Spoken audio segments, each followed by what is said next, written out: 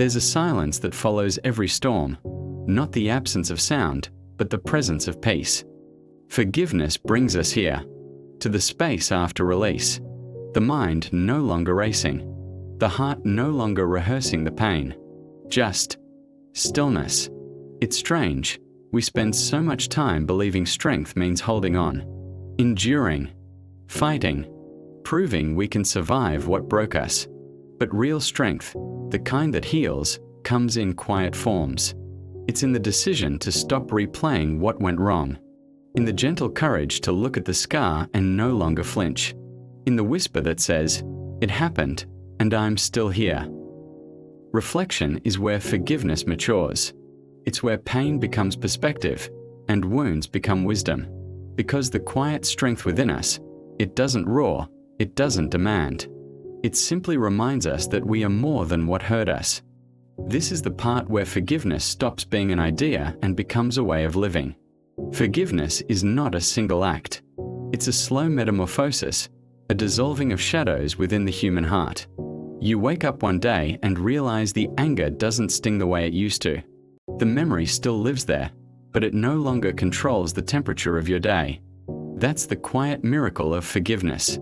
It doesn't arrive with a trumpet blast or divine light. It arrives like dawn, gradual, patient, inevitable. We often think of pain as something that happens to us. But more often, pain becomes something we begin to carry. Every grudge, every resentment, every unshed tear, its weight. Invisible, but heavy. We drag it through our days, convincing ourselves it keeps us safe, a barrier against being hurt again. But the paradox is this: the more we clutch our pain, the more it clutches us. We become guardians of our own suffering. To forgive is to set down the stone you've been holding, not because it has become lighter, but because you've grown tired of being its vessel. The human mind is a paradoxical machine. It can imagine futures that don't exist and replay pasts that no longer are. Forgiveness challenges both functions. It demands that we stop time, that we release our grip on yesterday without erasing it, and choose not to project it into tomorrow. In a way, forgiveness is the mind's truest act of presence. It says, the pain happened, but it's not happening now. That simple distinction, between then and now, is liberation disguised as understanding. It's the difference between being a prisoner of memory and a witness to it. When you forgive, something strange happens inside. You begin to see not just the person who wronged you, but the frightened, flawed, human being behind their choices. And in that reflection, you see yourself too. Because the truth is, we all have hurt someone, somewhere. Through neglect, through pride, through silence. The realization is humbling. Forgiveness is not a moral hierarchy, it's a mirror. It reminds us that pain is universal, and so is the longing to be understood. That's why empathy and forgiveness are twins. You cannot truly have one without glimpsing the other. The ego resists forgiveness because forgiveness threatens its favorite illusion, control. The ego feeds on narratives of injustice. I was right. They were wrong. I am the victim. But forgiveness whispers a dangerous truth. You can be right and still choose peace. That terrifies the ego. Because the moment you forgive, the story it's been narrating loses power. You stop needing to win. You stop rehearsing revenge. You step outside the loop of validation and step into something quieter, something stronger. That silence is not weakness. It's mastery. Imagine walking through a forest after a storm.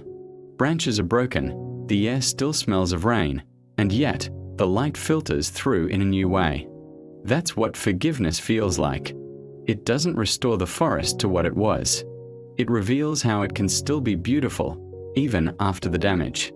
Letting go is not forgetting. It's learning to live in the aftermath with grace.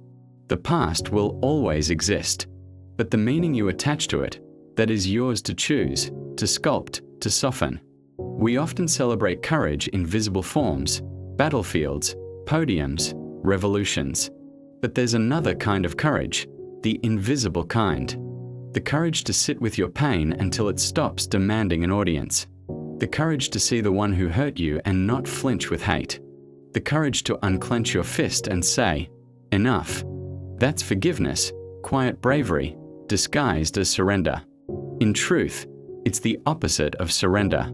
It's reclaiming your emotional autonomy, the moment you stop fighting ghosts and start nurturing the living parts of yourself again. Forgiveness is a form of shadow work, an encounter with the darker corners of our psyche. You meet the anger, the bitterness, the grief. You sit with them, name them, understand them, and then you let them rest. Carl Jung once said, "One does not become enlightened by imagining figures of light, but by making the darkness conscious." Forgiveness is precisely that, not denying the darkness, but illuminating it. Not pretending everything's fine, but acknowledging, and then releasing, what no longer serves your growth. It's emotional alchemy, transforming pain into wisdom, memory into meaning, wound into window. At some point, the energy shifts. The person you once hated becomes a lesson rather than a curse. You don't wish them harm. You don't wish them anything at all.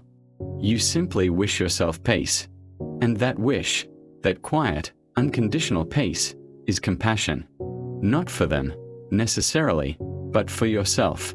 Because you finally understand, your heart was never built to be a storage room for anger.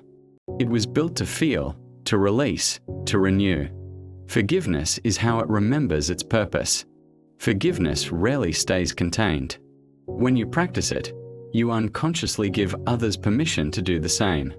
Parents who forgive teach their children resilience. Friends who forgive show others what maturity looks like.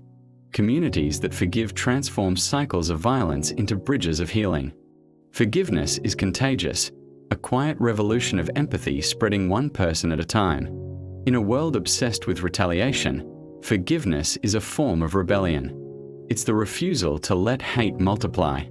It's the soul's declaration, "I will not become what hurt me." There's a moment in every journey of forgiveness where pain dissolves into peace, not because the past has changed, but because you have.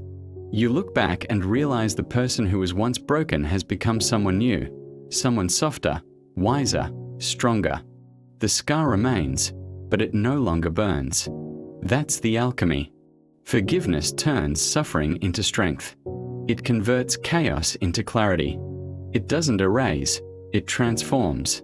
And perhaps that's the secret. Forgiveness isn't about them. It's about evolution, your evolution. Psychology explains how forgiveness works, the chemical reactions, the emotional recalibrations, the neural rewiring. Philosophy asks why it matters, what it reveals about human nature.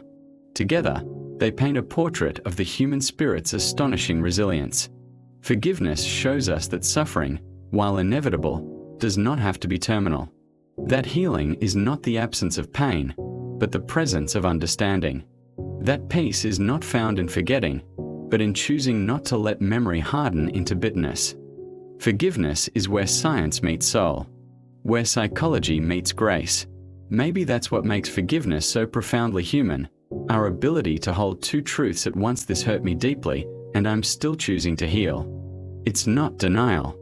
It's defiance.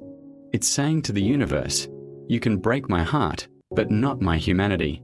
In the final chapter, we reach the philosophical conclusion, the essence of what forgiveness reveals about human strength, inner peace, and freedom. The question is no longer, how do we forgive? But, what does forgiveness make of us?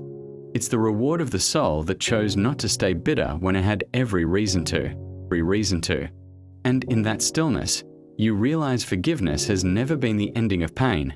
It's the beginning of freedom. If you love stories that make you think, question, and imagine, you're in the right place. Subscribe and join the journey of uncovering the untold.